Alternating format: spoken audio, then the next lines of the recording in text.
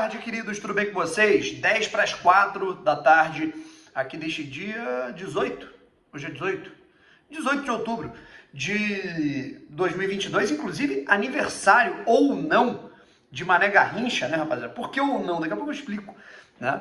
E vamos falar aqui sobre o Matheus Nascimento, tá? A gente tá falando aí sobre o jogador que tá na história do Botafogo pelo que ele fez há muito tempo, e a gente tá falando de um atleta que a palavra, né, que sempre circula, né, que o acompanha, né, e que circula pela imagem dele, é futuro, certo? Um atleta de 18 anos, Matheus Nascimento, que por um determinado momento eu cheguei a pensar que não ia renovar com o Botafogo, que não ia rolar, que ele podia ir embora.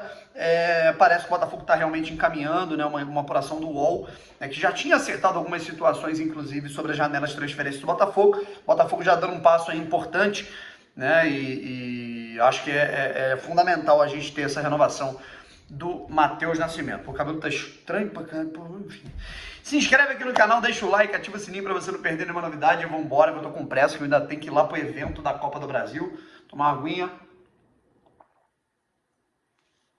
E vamos embora. Seguinte, rapaziada, qual é a situação do Matheus Nascimento? Vamos recapitular tudo, tá? O Matheus Nascimento assinou o primeiro contrato profissional dele com o Botafogo lá em 2020, certo? Ele renovou o contrato dele até o meio de 2023. E aí muita gente questionou, pô, mas um contrato só desse tamanho, pô, aí ele vai embora. A lei não permite que jogadores que tenham menos de 18 anos ou 17, agora não me lembro, assinem mais do que um contrato de 3 anos. Então o contrato tinha que ser nesses moldes. E o Botafogo está querendo renovar. Só que o que acontece? O Botafogo de 2020 para cá, é importante contextualizar tudo. Quando a gente fala da história de um jogador, quando a gente fala de uma situação, é importante sempre contextualizar tudo, porque as pessoas, né, naturalmente, com tanta massividade de produção de conteúdo, de coisas que acontecem, as pessoas acabam tendo memória curta. Mas o Botafogo em 2020, né, começou a utilizar pontualmente o Matheus Nascimento, caiu para a segunda divisão e já estava, né, fadado o rebaixamento do Botafogo, e mesmo assim o Botafogo colocou o molecado e o Matheus Nascimento naquela reta final de 2020 do Brasileiro, ele jogou muito bem, certo? E aí o Botafogo caiu de divisão. Vamos para 2021, e o Marcelo Chamusca, basicamente, que não aproveitou o Matheus Nascimento no Campeonato Carioca, que era onde ele deveria ter sido aproveitado em nenhum momento. Certo? O Matheus Nascimento ele não teve nenhuma oportunidade no Campeonato Carioca, nem o Navarro, né, que ia ser o titular. O Chamusca apostava, né, como seu titular incondicional o Babi, que já não estava nem aí para o Botafogo, que estava querendo ir embora. Né? Então, a gente perdeu a oportunidade de dar uma sequência, uma rodagem especial para o Matheus Nascimento. E aí, o que acontece? O Matheus, naturalmente, ele não teve o ritmo adequado, ele mal jogou, né, nos primeiros momentos ali da temporada. Né? Aí foi colocado no sacrifício num jogo da Copa do Brasil contra o ABC. Né? Ou seja, foram sucessivos momentos em que o Chamusca queimou o atleta, aí o Chamusca foi demitido. E tivemos um Campeonato Brasileiro de Série B em que o Navarro absolutamente arrebentou. Né? Não deu espaço nem para o Rafael Moura, nem para o Matheus Nascimento. E aí tivemos a virada para 2022. O Matheus Nascimento começa a ser aproveitado no Campeonato Carioca, faz muitos gols, inclusive o Matheus Nascimento ainda é o vice-artilheiro do Botafogo na temporada 2022, pouca gente lembra disso, né? Mas o Matheus, com gols computados aí no Campeonato Carioca e na Copa do Brasil, o Matheus Nascimento é o vice-artilheiro do Botafogo na temporada. E aí, cara, tivemos o Campeonato Brasileiro, em que o Matheus ainda não deu uma resposta. Digamos que foi o primeiro Campeonato Brasileiro de Série A cheio do Matheus, em que em algumas partidas ele perdeu gols que ele não poderia perder, ele até jogou bem, mas perdeu oportunidades de gol que não dava para perder, como por exemplo contra o Flamengo, contra o Santos, né? Tiveram outros gols contra o Corinthians, né? A primeira rodada, o primeiro jogo do Campeonato Brasileiro, o Matheus Nascimento entra no segundo tempo muitíssimo bem, ele sofre o pênalti, ele joga muita bola, ele constrói jogadas, só que ele perdeu 2 gols que poderiam ter mudado os rumos daquele jogo. Certo? E aí, se ele tivesse marcado 3 golzinhos desses 5 ou 6 que ele perdeu, a gente não estaria aqui vendo uma porrada de gente na torcida do Botafogo falando que ele é uma enganação. Certo? Um atleta de 18 anos, né? Eu fico muito irritado quando alguém fala, Matheus Nascimento é eterna promessa. Como é que é uma eterna promessa? Ele tem 18 anos.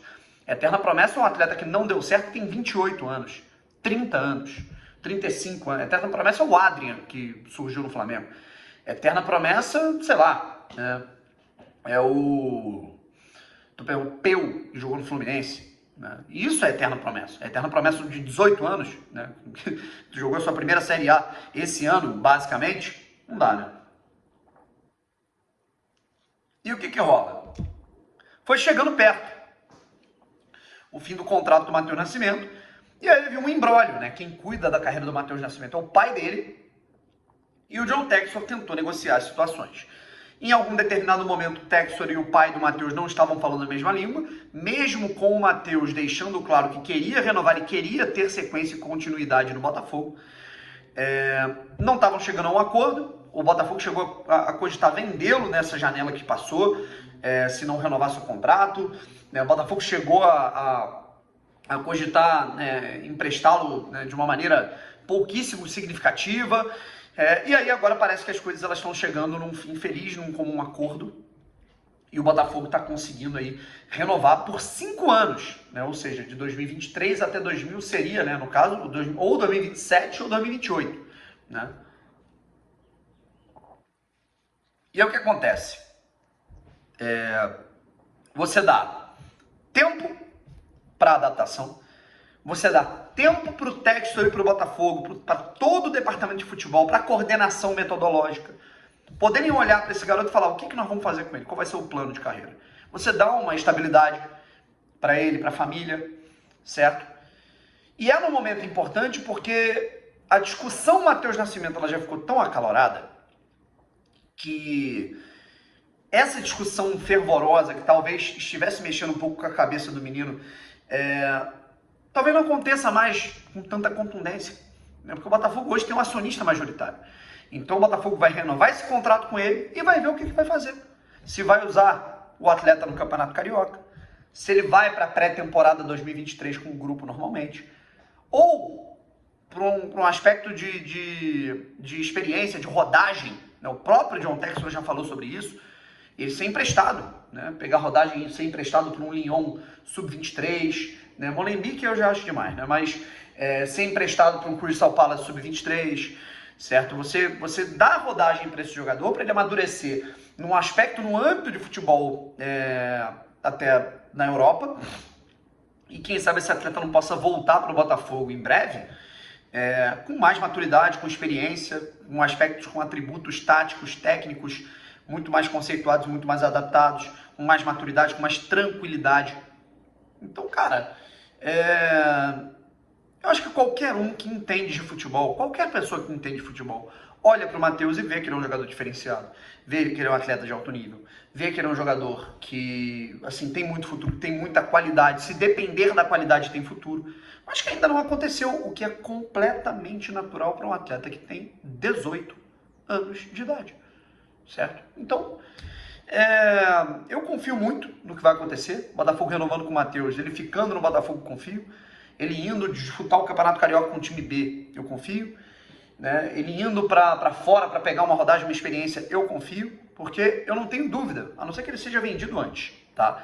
Mas eu não tenho dúvida que de duas uma, tá? Não tenho a menor dúvida. Ou ele vai dar muito dinheiro pro Botafogo, ele vai gerar muito dinheiro pro Botafogo, ou ele vai gerar muitos gols pro Botafogo, ou ele vai gerar muito retorno técnico pro Botafogo. Seja em 2022, perdão, em 2023, seja em 2024, ele com 19 ou ele com 20 anos de idade, certo? Eu acho que qualquer um, cara, assim, os relatos que eu recebo de pessoas, assim, que assistem ao Botafogo e falam, pô, esse Matheus Nascimento é diferenciado, por que ele não joga tanto?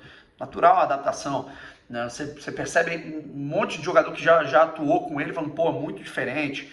Renato Portaluppi rasgou elogios quando viu jogar. Eu não me lembro qual foi o outro técnico que viu ele jogar. Acho que foi o Vitor Pereira. O Vitor Pereira viu o Matheus Nascimento jogando contra o Corinthians e falou, né, da qualidade que ele tem, e mesmo tão jovem, certo? Então, será que todas essas pessoas, né, jogadores profissionais, profissionais no futebol, profissional de gestão de base, técnicos de futebol como Vitor Pereira, Renato Portaluppi, será que todos entendem zero de futebol e foram enganados pelo Matheus Nascimento, e quem entende de fato de futebol é o seu Joaquim, que tem 72 anos, né, joga a bola uma vez na semana e fica dando porrada no Matheus Nascimento?